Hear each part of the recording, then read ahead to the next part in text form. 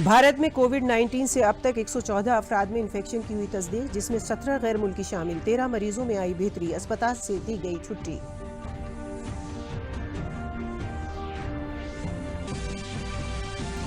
वजीर आला योगी आदित्यनाथ ने लखनऊ के स्वास्थ्य भवन में बनाए गए कंट्रोल रूम का किया मुआयना। कहा, घबराने की कोई बात नहीं, हुकूमत कोरोना वायरस से निपटने के लिए पूरी तरह है मुस्तैद।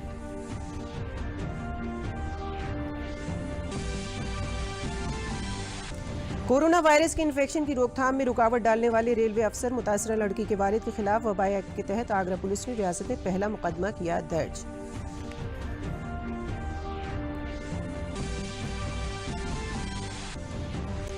और रियासत में बारिश और ज़ालाबारी से किसानों के नुकसान के बारे में खेतों पर जाकर मालूमात हासिल कर रहे हैं वजीर। आफत में मरने वालों को दी जा रही है फौरी इमदादी रकम।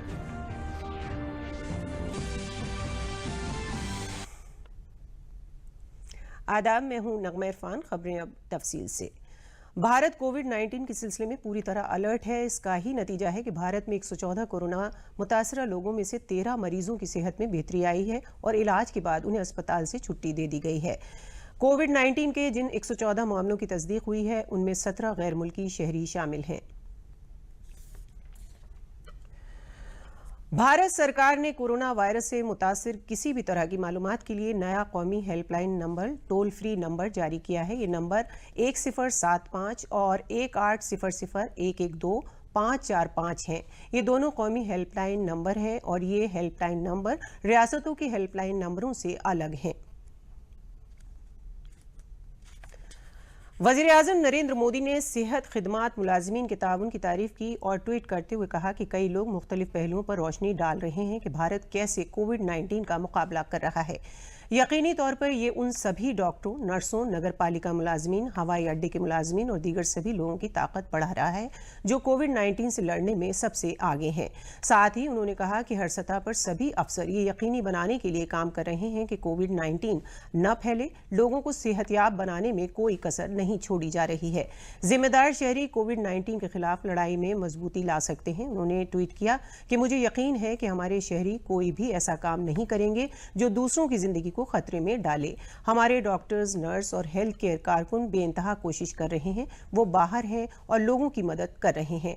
उन्होंने तहरीर किया कि हर किसी को सेहतयाब बनाने और जिन लोगों में अलामत दिखाई दे रही है उनके मुनासिब देखभाल के लिए हम पूरी कोशिश कर रहे हैं।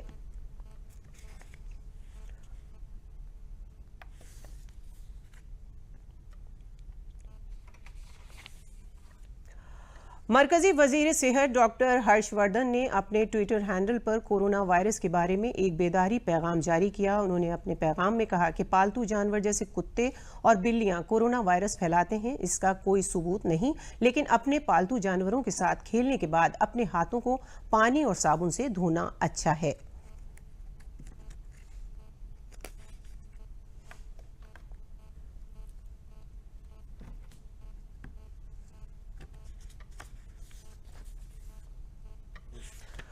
नोवल कोरोना वायरस के सिलसिले में लोगों की परेशानी के मद्देनजर मरकजी हुकूमत की सेहत और कुनबा बहबूद वजारत ने बताया कि अब किसी शख्स को कोविड-19 की जांच कराने की ज़रूरत नहीं है। वजारत ने वाज़ेह किया कि अगर आपको खांसी, बुखार या सांस लेने में परेशानी नहीं है तो जांच कराने की कोई ज़रूरत नहीं है। इसके अलावा अगर आपने किसी भी कोविड-19 मुतासरा मुल्क का सफ़र किया है तो आपको जांच की ज़रूरत है। साथ ही अगर आप लेबोरेटरी से तस्दीक शुदा कोविड-19 के किसी मरीज़ के राब्ते में आते हैं तो आपको जांच कराने की ज़रूरत है।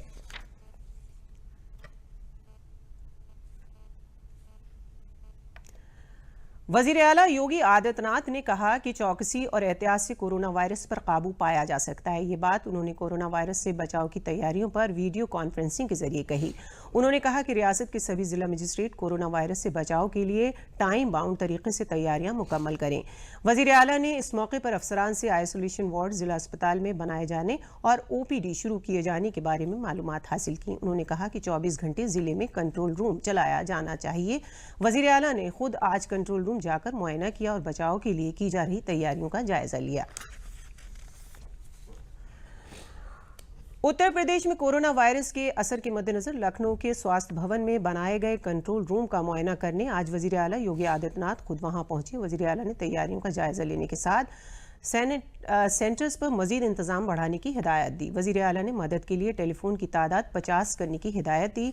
डेटा सेंटर इमदादी मरकज पर 10 से ज्यादा डॉक्टरों की तैनाती का भी हुक्म दिया। ज़रूरी रहनुमा खतूत के साथ वजीर आला ने लोगों को यकीन दिलाया और कहा कि घबराने की कोई बात नहीं है। हुकूमत कोरोना वायरस से निपटने के लिए पूरी तरह मुस्तैद है। यहाँ पर फिलहाल राउंड द क्लॉक पूरे प्रदेश के अंदर एक बेहतर सर्विलांस की व्यवस्था यहाँ पर की गई है और हमारा प्रयास है कि इससे भी बेहतर एक परमानेंट कंट्रोल रूम स्वास्थ्य विभाग यहाँ पर बनाए। इसके बारे में आज कह दिया गया है, क्योंकि समय समय पर इस प्रकार के वायरस या फ्लू आते रहते हैं। उस दृष्टि से स्वास्थ्य विभाग के पास एक परमानेंट कंट्रोल रूम रहना चाहिए, उसकी कार्रवाई को आगे बढ़ाया जाए। महाराज जी, कई जगहों पर परिवहन विभाग में बड़ा विभाग देखिए इसके बारे में पहले कह दिया गया है कि अगर कोई ये आवश्यक वस्तु अधिनियम के अंतर्गत मास्क, ग्लव्स, गाउन जो इससे संबंधित हैं, इन सभी या अन्य जो भी आवश्यक दवा हो या मशीनें हो, सबको इसके अंतर्गत ले लिया गया है। अगर कोई भी इसकी कालाबाजारी करेगा तो उसके खिलाफ कार्रवाई होगी। इसके अनुसार कई जगह छापेमारी भी की गई है। किसी प्रकार की कालाबाजारी नहीं होने दी जाएगी। पर्याप्त मात्रा में मास्क, ग्लव्स, गाउन स्वास्थ्य विभाग के पास मौजूद हैं और कहीं भी इसकी कोई कमी नहीं। मैं एक अपील जरूर करूंगा कि जहां आवश्यक नहीं, मास्क हर एक व्यक्ति को पहनने की आवश्यकता नहीं। ग्लव्स या गाउन भी केवल वही उसी स्थिति में जहां पर जो लोग इस अभियान के साथ जुड़े हैं वही लोग पहने। अनावश्यक रूप से कॉमन मैन को, अगर कोई स्वस्थ है तो वह व्यक्ति जो संक्रमित है, जो सस्पेक्टेड है, वही लोग इसको पहने, सामान्य लोग उसको धारण न करें। अनावश्यक क्राइसिस की पैदा न हो, पैनिक स्थिति भी न हो, इसके बारे में जरूर सबको ध्यान रखना होगा। और मेरा अनुमान है कि प्रधानमंत्री जी ने देश के अंदर सार्क कंट्रीज में और G20 की कंट्रीज के साथ जिस प्रकार का समन्वय बना करके भारत ने इसको लीड किया है, हम अवश्य कोरोना पर विजय प्राप्त करेंगे। हरदोई के ज़ैली सेहत मरकज कछौना के न्यू PHC गौरी खालसा में मुख्यमंत्री जन आरोग्य मेले के मुआयने के लिए पहुंचे रियासत के वजीर सेहत जय प्रताप सिंह ने कहा कि कोरोना से डरने की जरूरत नहीं है। उन्होंने कहा कि मास्क लगाने की भी जरूरत नहीं है, बस बचाव रखें। वजीर जय प्रताप सिंह ने मुख्यमंत्री जन आरोग्य मेले का फीता काटकर इफ्तिताह किया। आज मुल्क भर में सभी के मोबाइल पर मैसेज आ रहे हैं, उन्हीं के मद्देनजर सिर्फ बचाव की जरूरत है। उन्होंने कहा कि इस बीमारी से लड़ने के लिए भारत पूरी तरह तैयार है। उन्होंने कहा कि यूपी में तकरीबन 1400 बेड हमने तैयार किए हैं और हर केस को हम संजीदगी से देख रहे हैं। वजीर ने कहा कि भारत नेपाल सरहद पर और एयरपोर्ट पर थर्मल स्कैनर लगाए गए हैं। बड़ी तादाद में स्कैनिंग की जा रही है। बाहर से आने वालों का वीजा भी फिलहाल रोक दिया गया है।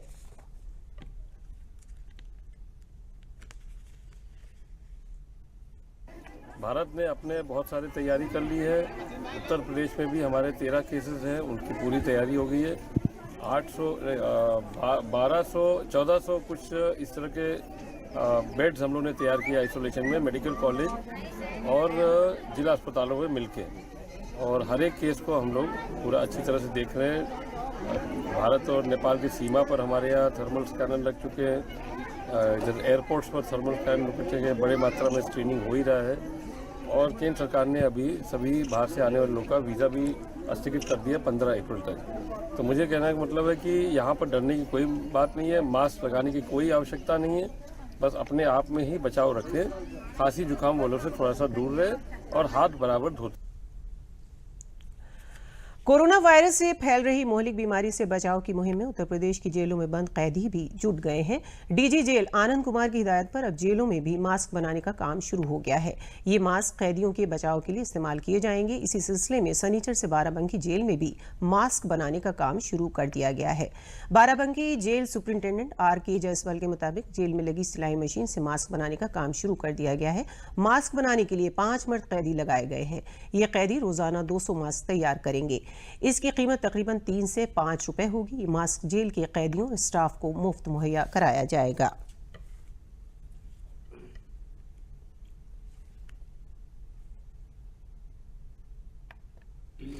कितना बना लेते हैं आप? कितने लोग हैं आपके साथ में? जी 4 लोग हैं। अच्छा, तो कितना बना लेते हैं? अब 200, 250, 250 ऐसे बना। अच्छा, ये बनाने के बाद में कुछ संतुष्टि मिलती होगी कि हम एक अच्छा काम करें, लोगों की लाइफ बचा रहे हैं। जी बहुत खुशी होती है। जैसा कि आप सभी लोग जानते हैं कि जो है कोरोना वायरस को एक राष्ट्रीय आपदा घोषित कल शाम को घोषित कर दिया गया। तो प्लस हमारे डीजी आनंद कुमार साहब जी के भी स्पष्ट निर्देश हैं कि जेलों के अंदर भी इसमें से विशेष सतर्कता बरती जाए और किसी भी प्रकार के कोरोना वायरस से संक्रमित किसी भी व्यक्ति को उसको चिन्हित करके उसका समुचित इलाज किया जाए। उसी के परिप्रेक्ष्य में हम लोगों ने कारागार में भी जो हमारे ट्रेनिंग यूनिट पहले से स्थापित है तो उसमें करीब 5-6 बंदी वर्तमान में काम कर रहे हैं। तो हम लोग यहाँ पे मास्क बनवा रहे हैं। उसमें हम लोग प्राथमिकता ये रहेगी कि हमारे जितने कारागार में निरुद्ध बंदी भाई हैं उनके लिए प्लस हमारे कारागार स्टाफ के लिए। उसके बाद जो एक्स्ट्रा बचेगा बनेगा बनता रहेगा वो हम आम जनता के लिए बाहर जो बंदियों के परिजन मिलने आते हैं उनको उपलब्ध कराएंगे। सनदी नगरी कानपुर शहर में कोरोना के सिलसिले में इंतजामिया के जरिए अवामी बेदारी के साथ साथ चौकसी बढ़ती जा रही है। मामले को लेकर जिला मजिस्ट्रेट कानपुर शहर ब्रह्मदेव राम तिवारी ने सीएमओ कानपुर सिटी के साथ प्रेस कॉन्फ्रेंस में कोरोना से बचाव और इलाज के तरीके बताए। जिला मजिस्ट्रेट ने बताया कि चीन, Italy, south Korea, Iran, France, Spain और जर्मनी इन 7 मुल्कों से आए शहरियों और सयाहों की खबर बिला ताखीर सीएमओ तक पहुंचाई जाए। उन्होंने बताया कि अगर कोरोना से मुतालिक किसी भी तरह की अलामत किसी शख्स में पाई जाती है तो फौरन उर्सला अस्पताल या IDH हेल्थ में दाखिल कराया जाए। जिला मजिस्ट्रेट ने बताया कि एयरपोर्ट पर आने वाले मुसाफिरों की स्क्रीनिंग के इंतजाम किए गए हैं। गैर मुल्कों से आने वाले शहरियों और मुसाफिरों को 14 दिन तक आइसोलेशन में क्वारंटाइन करने का इंतजाम किया गया है। इसी के साथ जिला मजिस्ट्रेट ने लोगों से भीड़भाड़ वाले मकामात पर जाने से बचने की सलाह दी है। देशों से आए नागरिक और पर्यटकों की सूचना अविलंब मुख्य चिकित्सा अधिकारी के जो दूरभाष संख्या है 50512 23333810 और ईमेल cmo.kanpurnagar@gmail.com पर दी जाए। यदि निम्नलिखित में से एक से अधिक लक्षण पाए जाते हैं तो उन्हें उर्सला अस्पताल, परेड अथवा IDH हेल्थ गोल चौराहा में भर्ती करा करके जहां इसकी व्यवस्था की गई है जांच और उपचार कराया जाए, जैसे कि अचानक बुखार, खांसी या सांस लेने में परेशानी। सभी होटल अपने यहाँ उपरोक्त देशों से आने वाले नागरिकों पर्यटकों की सूचना मुख्य चिकित्सा अधिकारी को उपलब्ध कराएंगे, निर्देश दिए गए हैं। सभी नर्सिंग होम, प्राइवेट अस्पताल, चिकित्सा संस्थान भर्ती होने वाले संभावित कोरोनाग्रस्त रोगियों की सूचना अविलंब मुख्य चिकित्सा अधिकारी कार्यालय को दें।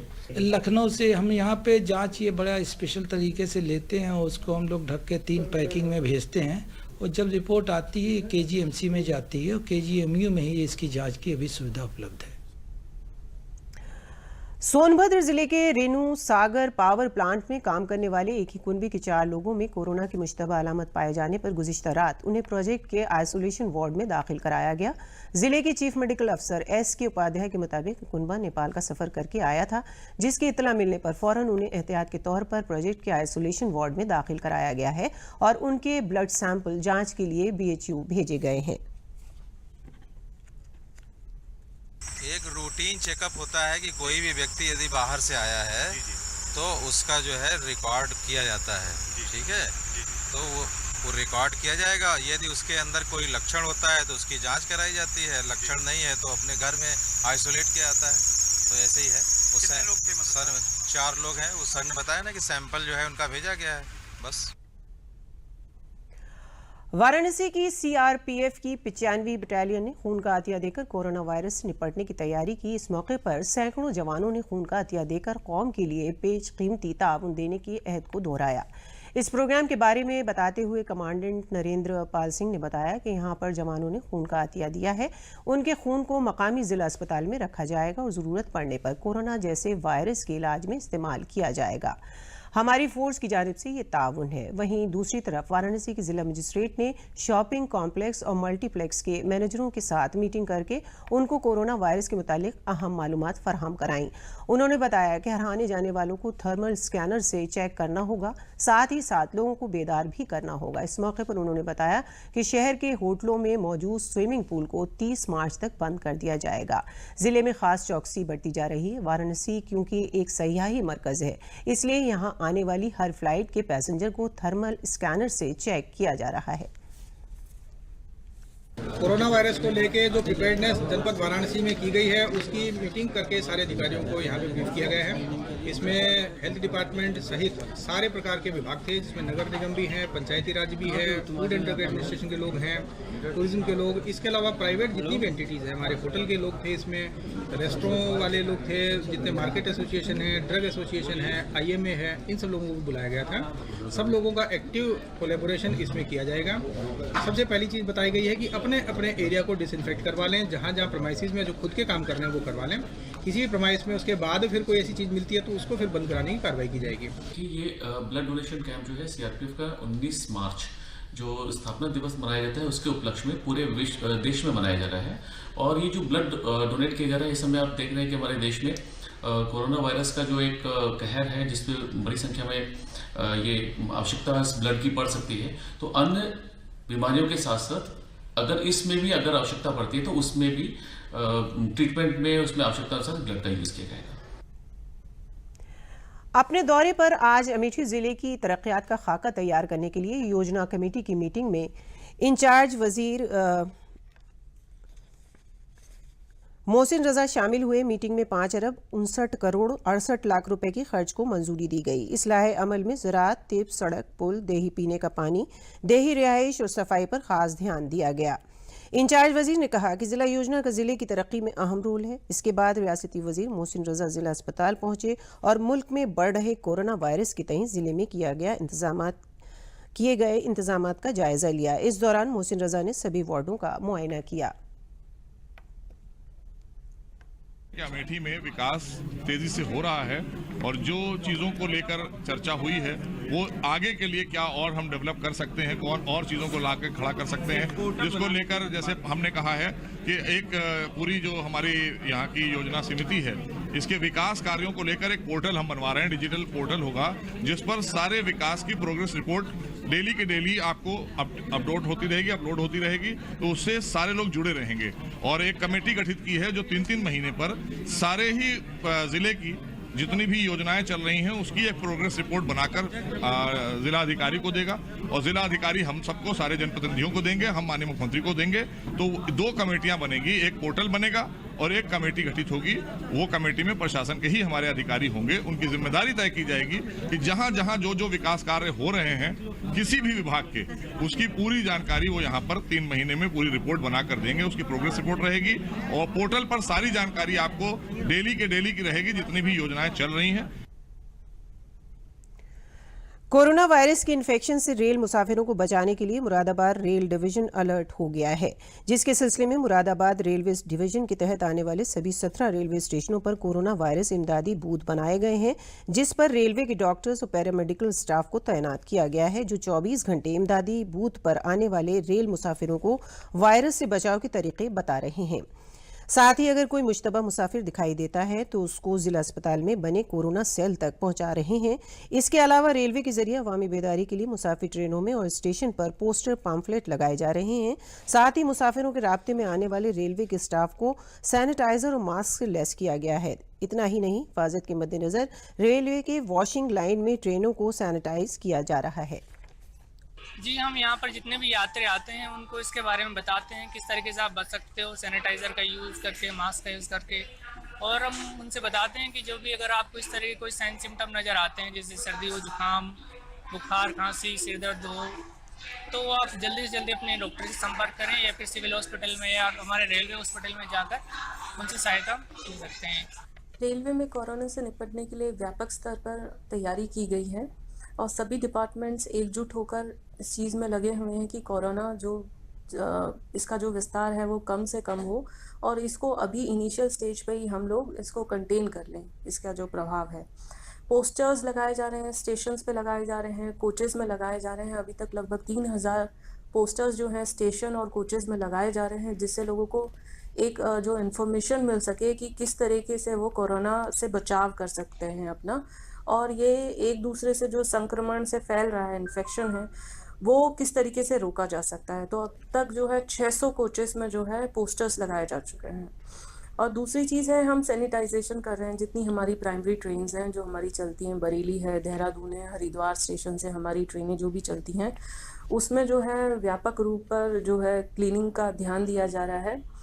और इस पे सैनिटाइज्ड करा रहे हैं कोचेस को, हम सीट्स को करा रहे हैं, जो हैंडल्स हैं ट्रेन्स के कोचेस के उनको व्यापक स्तर पर सफाई की जा रही है।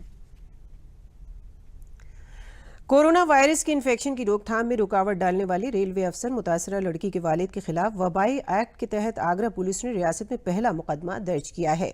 इटली से रेलवे अफसर की बेटी बंगलुरु वापस लौटी थी, जहां से थाना सदर हलके में मायके आई कोरोना मुतासरा लड़की को आइसोलेशन वार्ड में दाखिल कराने के लिए जुमे को महकमे सेहत की टीम रेलवे अफसर के घर पहुंची, जहां लड़की के वालिद रेलवे अफसर ने बेटी के दिल्ली जाने की बात कहकर टीम को गुमराह किया।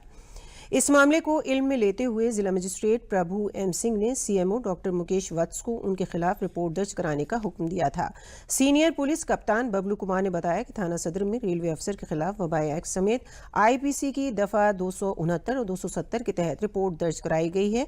अगर इस तरह का मामला और सामने आया तो कार्रवाई की जाएगी। थाना सदर बाजार पे तहरीर प्राप्त हो गई है और तहरीर के आधार पर मुकदमा दर्ज किया जा रहा है और आगे की विधि कार्रवाई की जाएगी। तहरीर किसके द्वारा दी गई? डॉक्टर साहब के द्वारा जो है एक तहरीर थाने स्थानीय पे दी गई है और आगे की कार्रवाई उसी के आधार पर। आगे भी अगर कोई इस तरह की हरकत करता है उसके खिलाफ भी कार्रवाई की जाएगी? बिल्कुल, आप ये समझे कि ये जनहित में आवश्यक है कि अगर कोई व्यक्ति है वो सेल्फ कंटेन करे ताकि यह बीमारी जो है अन्य लोगों तक न फैले। ये सभी की जिम्मेदारी भी है और कोई अगर इस चीज़ की अवहेलना करता है तो उनके विरुद्ध कठोर कार्रवाई की जाएगी। कोरोना वायरस को WHO के मोहलिक वबा करार देने के बाद सभी ममालिक ने इससे लड़ने के लिए जंगी पैमाने पर तैयारियां शुरू कर दी हैं। रायबरेली जिले के सेहत महकमा एक जानिब डॉक्टरों को कोरोना के इलाज की टिप्स दे रहा है तो दूसरी जानिब जिले में गैर मुल्कों से आए लोगों पर खास नजर रखे हुए है। लालगंज थाना हल्के के तहत पड़ने वाले बंडई सेहत महकमे को इतला मिली कि सर्वेश नामी शख्स दुबई से वापस आया है। आनन फानन महकमे की टीम सर्वेश के घर पहुंच गई और उसको जिला अस्पताल में बने आइसोलेशन वार्ड में 2 हफ्ते के लिए डॉक्टरों की निगरानी में रख दिया गया है।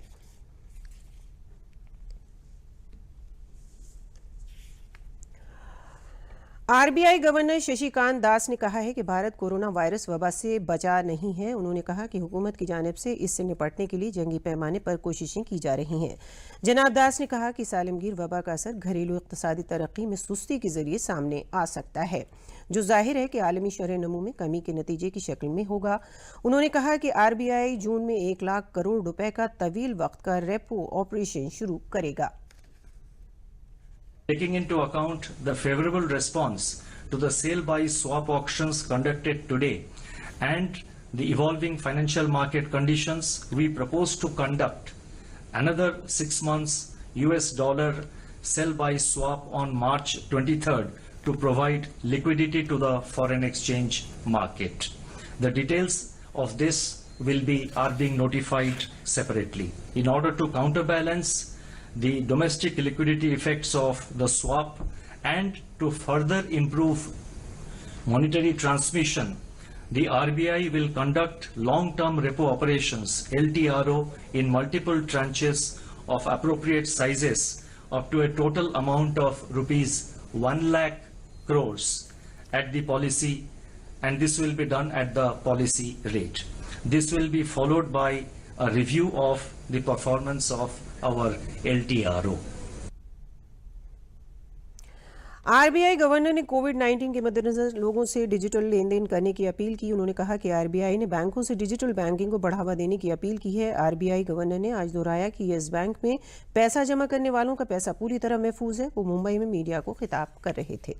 In times like this, when the health authorities, when government has announced to minimize social contact, to minimize visiting of crowding places which are crowded, it may be a good idea to use digital modes of payment for carrying out various transactions, for purchase of wherever cash payments are involved. Because for cash payment you need to visit a market, you need to visit a crowded area, but when you use more of digital payments, there is no need for going to a shop, there is no need for visiting a crowded marketing place. So we have also advised the banks in a circular which we have issued some little while ago today to encourage more and more of digital payments.